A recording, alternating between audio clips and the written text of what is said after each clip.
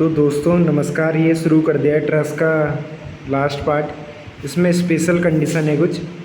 Special condition में ये है कि अगर एक जॉइंट पे दो मेंबर है, नॉन कोलिनियर है, एक लाइन में नहीं आते हैं और एक्सटर्नल लोड वहाँ पे है नहीं कोई, तो F1 और F2 अगर वो दो मेंबर में फोर्सेज हैं तो दोनों जीरो होंगे। ये दिख रहा होगा यहाँ से।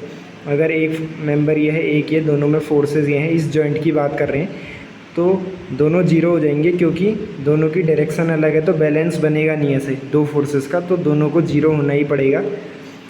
अब देखो, अगर एक जॉइंट पे तीन मेंबर है, 1 और 2, यानी कोई दो मेंबर कोलिनियर है और कोई एक्सटर्नल लोड है नहीं जॉइंट पे, तो जो कोलिनियर है वो बराबर हो जाएंगे और थर्ड वाला जीरो हो जाएगा। दिख रहा होगा ये, और ये एक लाइन में है, वो इधर है, तो उसका अगर साइन कंपोनेंट आ जाता तो बैलेंस नहीं हो पाएगा। इसलिए F3 की वैल्यू जीरो हो जानी चाहिए ताकि उसका वर्टिकल कंपोनेंट रहे ही ना। हॉरिजॉन्टल तो क्या पता F1 और F2 से बैलेंस हो रहा होता है, लेकिन वर्टिकल तो रह जाता है, इसलिए ये वाला फोर्स जीरो होना पड़ेगा। इसकी अंडरस्टैंडिंग ऐसे बनाओ।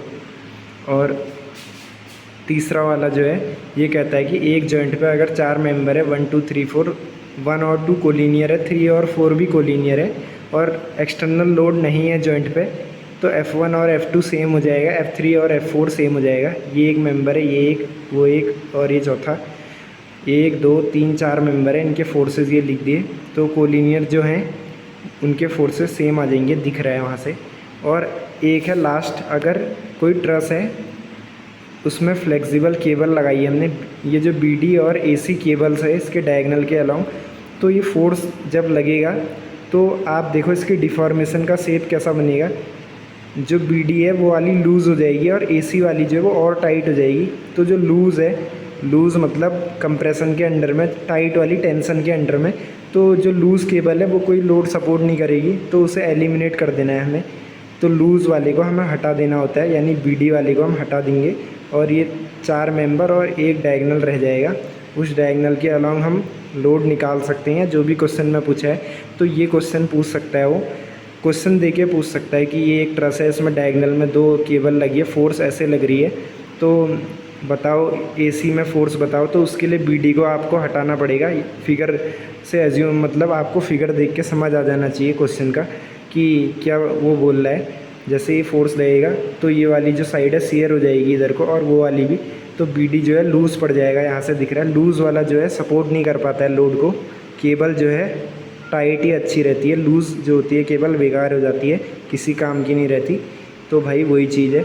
और ये वाला देख लो, ये एक एक करके सब देख लेना। स्पेशल कंडीशंस बहुत इंपॉर्टेंट है, 1 2 3 और 1 4। इसके अलावा एक और होता है, एक और ये होता है कि अगर कोई ट्रस है, मान लो ये ट्रस होता कहीं पे ऐसे करके,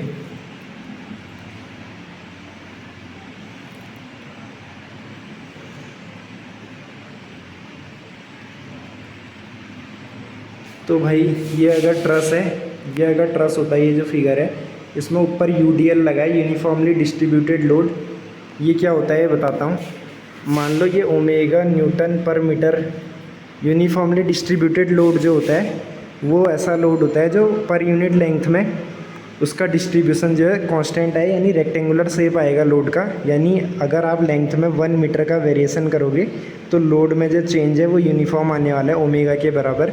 यानी 1 मीटर आगे बढ़ोगे तो ओमेगा हो जाएगा, फिर आगे बढ़ोगे 1 मीटर 2 ओमेगा 2 ओमेगा, तो यूनिफॉर्मली डिस्ट्रीब्यूटेड लोड है। तो अगर मान लो ये लेंथ जो है A होती, तो इस केस में आपको जब ट्रस को सॉल्व करना है, यहाँ सपोर्ट लगे होंगे एंड्स पे, तो जब ट्रस को आप सॉल्व करोगे तो टोटल लोड जो है A ओमेगा हो जाएगा, क्योंकि पर मीटर का तो ओमेगा है, तो A मीटर का कितना हो जाएगा A ओमेगा। तो उससे आपको कुछ नहीं करना है, आधा यहाँ ले लेना है, आधा A omega by 2, A omega by 2। यानी इस फिगर को आपको ऐसे चेंज कर लेना है।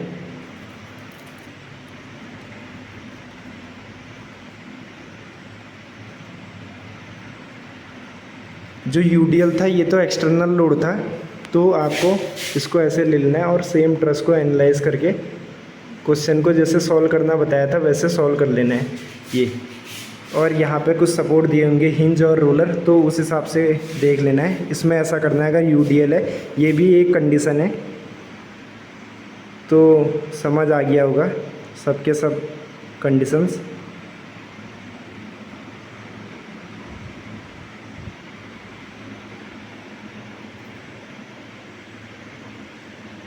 तो दोस्तों थैंक यू।